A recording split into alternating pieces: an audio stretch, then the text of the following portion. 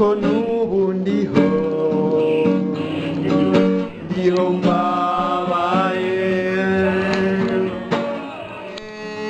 Yesu morana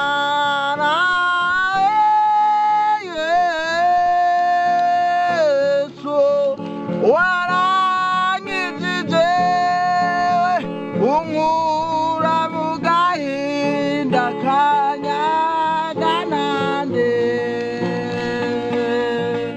Ubuntu n'imbabazi wangiriye ibihe byose,